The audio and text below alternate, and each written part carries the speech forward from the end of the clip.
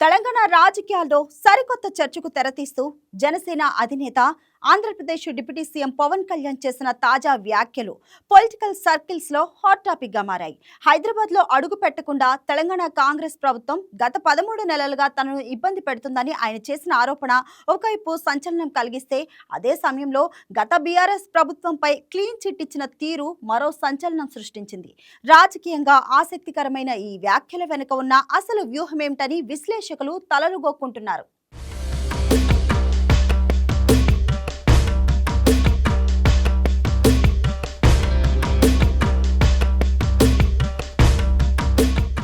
పవన్ కళ్యాణ్ తాజా వ్యాఖ్యల్లో రెండు కీలకమైన అంశాలు ఉన్నాయి. మొదటిది, హైదరాబాద్ పర్యటనకు కాంగ్రెస్ ప్రభుత్వం అడ్డుపడుతోందన్న ఆరోపణ. తెలంగాణ కాంగ్రెస్ ప్రభుత్వం తనను 13 నెలలుగా హైదరాబాద్లో పర్యటించకుండా నిరోధిస్తోందని ఆయన ప్రకటించారు. ఒక పార్టీ అగ్రనేత, జాతీయ కూటమిలో భాగస్వామి, రాష్ట్ర డిప్యూటీ సీఎం హోదాలో ఉన్న వ్యక్తి ఇలాంటి ఆరోపణ చేయడం రాజకీయంగా పెద్ద ప్రకంపనలు సృష్టించింది. రెండోది, బీఆర్ఎస్ ప్రభుత్వానికి క్లీన్ చిట్. 2014 నుంచి 2023 వరకు తెలంగాణలో కేసీఆర్ నేతృత్వంలోని బీఆర్ఎస్ ప్రభుత్వం ఉన్న కాలంలో తనకు ఏ రకమైన ఇబ్బందులు ఎదురు కాలేదని పవన్ చెప్పారు. ఇక్కడ గమనించాల్సిన విషయం ఏంటంటే, ఇదే బీఆర్ఎస్ పార్టీ ఒకప్పుడు పవన్ కళ్యాణ్ పొలిటికల్ టూరిస్ట్ అని పదే పదే విమర్శించింది. ఆ మాటలు పవన్ కు నచ్చలేదని, అప్పుడైన తీవ్రంగా స్పందించారని అందరికీ గుర్తుంది. ఇప్పుడు అదే పార్టీపై సాఫ్ట్ కార్నర్ చూపించడం పొలిటికల్ సర్కిల్స్ లో పెద్ద చర్చకు తెరతీసింది. పవన్ కళ్యాణ్ కామెంట్స్ ను పైపైన చూస్తే కేవలం ఒక నేత యొక్క వ్యక్తిగత అనుభవం అనిపిస్తుంది. కానీ దీన్ని విశ్లేషిస్తే వెనుక ఒక సంక్లిష్టమైన రాజకీయ లెక్క కనిపిస్తుంది.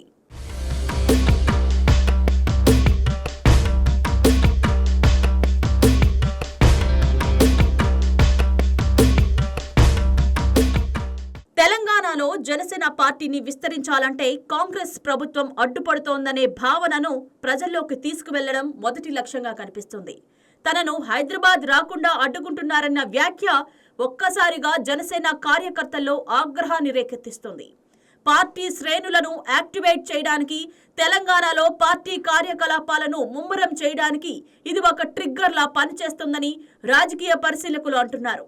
అదే సమయంలో బీఆర్ఎస్ హయాంలో తనకు స్వేచ్ఛ ఉందని చెప్పడం ద్వారా కాంగ్రెస్ పాలన బీఆర్ఎస్ పాలన కంటే ప్రజాస్వామ్య విరోధమైనదని పరోక్షంగా చెప్పడానికి ప్రయత్నించారని అర్థమవుతోంది. పవన్ కళ్యాణ్ వ్యాఖ్యలను అర్థం చేసుకోవాలంటే జాతీయ రాజకీయ చిత్రపటాన్ని కూడా పరిశీలించాల్సి ఉంటుంది. కేంద్రంలో అధికారంలో ఉన్న ఎన్డీఏ కూటమిలో జనసేన కీలక భాగస్వామి. పవన్ కళ్యాణ్ కు ఢిల్లీ బీజేపీ అగ్రనాయకత్వంతో మంచి సంబంధాలున్నాయి. తెలంగాణలో అసెంబ్లీ ఎన్నికల్లో ఓడిపోయిన బీజేపీ ఆ రాష్ట్రంలో తన బలాన్ని తిరిగి పెంచుకోవాలని గట్టిగా ప్రయత్నిస్తోంది. కాంగ్రెస్ ను తెలంగాణలో ప్రధాన శత్రువుగా గుర్తించిన బీజేపీ హైకమాండ్ పవన్ కళ్యాణ్ ద్వారా కాంగ్రెస్ వ్యతిరేక ఓటు బ్యాంకును ఏకం చేసే వ్యూహం రచిస్తోందా అన్న ప్రశ్న తలెత్తుతోంది. పవన్ ప్రస్తుతం ఆంధ్రప్రదేశ్ డిప్యూటీ సీఎం గా పనిచేస్తున్నారు. ఆయన నేరుగా తెలంగాణ రాజకీయాల్లో దూకితే కొన్ని సమస్యలు తలెత్తవచ్చు. కానీ ఢిల్లీ బీజేపీ అగ్రనాయకత్వం సూచనల మేరకు తెలంగాణలో కాంగ్రెస్ వ్యతిరేక వాతావరణాన్ని తయారు చేసే బాధ్యత తానే చేపట్టి ఉంటే ఆ ఆపరేషన్ ఇప్పుడు మొదలైందా అన్న అనుమానాలు రాజకీయ విశ్లేషకుల్లో మరింత బలపడుతున్నాయి.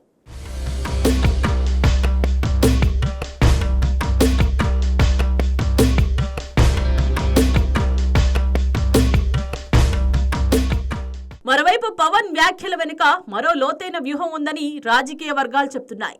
తెలంగాణలో కాంగ్రెస్ చేతిలో ఓటమి తర్వాత తీవ్ర నైరాశ్యంలో ఉన్న బీఆర్ఎస్ ను ఒంటరిగా వదిలిపెట్టడం బీజేపీకి వ్యూహాత్మకంగా నష్టం. ఆ ఓటు బ్యాంకును ఉపయోగించుకోవాలంటే ఏదో ఒక రూపంలో అవగాహన కుదరాల్సిందే.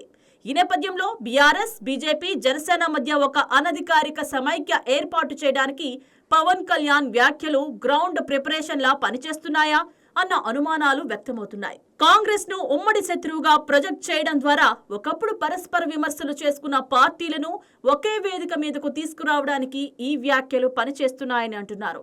రాజకీయాల్లో శాశ్వత మిత్రులు లేరు, శాశ్వత శత్రువులు లేరన్న సత్యానికి పవన్ తాజా వైఖరి నిదర్శనమని రాజకీయ విశ్లేషకుల అభిప్రాయం. పవన్ వ్యాఖ్యలకు బీఆర్ఎస్ శ్రేణుల నుంచి పూర్తి స్వాగతం వస్తుందని భావించడం సరికాదు. పార్టీ నేతలు కొందరు పవన్ వ్యాఖ్యలపై అసంతృప్తి వ్యక్తం చేశారు.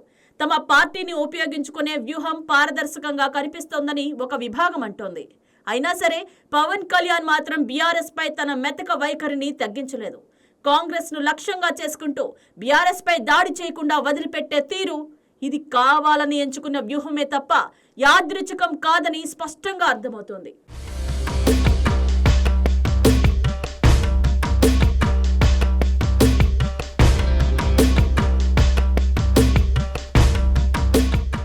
ఇప్పుడు అసలు ప్రశ్న ఏంటంటే, పవన్ కళ్యాణ్ వ్యూహం తెలంగాణలో పనిచేస్తుందా? కాంగ్రెస్ పాలనపై తెలంగాణలో ప్రజలు పలు చోట్ల అసంతృప్తిగా ఉన్నారు. మరి ఆ అసంతృప్తిని రాజకీయ శక్తిగా మార్చగలిగితే పవన్ తెలంగాణలో స్థానం సంపాదించుకోవచ్చు. బీఆర్ఎస్ తో అవగాహన కుదిరితే ఓటు బ్యాంకు పెరుగుతుంది. మరోవైపు తెలంగాణ ప్రజలకు పవన్ కళ్యాణ్ ఆంధ్రప్రదేశ్ నేతగా కనిపిస్తారు. పొలిటికల్ టూరిస్ట్ అన్న ముద్రను పూర్తిగా చెరిపివేయడం సులభం కాదు. ఒకప్పుడు తమను విమర్శించిన పవన్ పై బీఆర్ఎస్ కార్యకర్తల్లో నమ్మకం కుదిరేంత వరకు ఆ కూటమి కార్యరూపం దాల్చదు. అంతకుమించి తెలంగాణ ప్రజలు ఆంధ్రప్రదేశ్ నేతల జోక్యాన్ని ఎంతవరకు ఆమోదిస్తారన్నది కీలక ప్రశ్న. పవన్ ఆరోపణలకు తెలంగాణ కాంగ్రెస్ నేతలు తీవ్రంగా స్పందించారు. హైదరాబాద్ కు రాకుండా ఎవరూ అడ్డుపడడం లేదని, ఇవి రాజకీయ ప్రయోజనాల కోసం సృష్టించిన కల్పిత ఆరోపణలని వారు తోసిపుచ్చారు. ఆంధ్రప్రదేశ్ పరిపాలనలో నిమగ్నమైన నేత తెలంగాణ రాజకీయాల్లో జోక్యం చేసుకోవడం రాజ్యాంగ స్ఫూర్తికి విరుద్ధమని పార్టీ విమర్శించింది. పవన్ కళ్యాణ్ వ్యాఖ్యలు తెలంగాణ రాజకీయాల్లో ఒక కొత్త అధ్యాయానికి నాంది పలికాయా అన్న ప్రశ్న బలంగా వినిపిస్తోంది.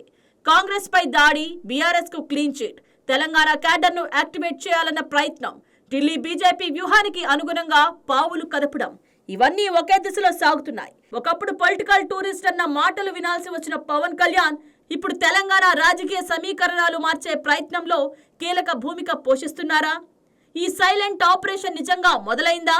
దాని ఫలితాలు ఏమవుతాయనేది రాబోయే నెలల్లో తేలిపోతుంది. రాజకీయంగా అత్యంత ఆసక్తికరంగా మారిన ఈ పరిణామాలపై తెలంగాణ ప్రజల నాడి ఏం చెప్తుంది అన్నది అందరూ ఎదురుచూస్తున్న ప్రశ్న.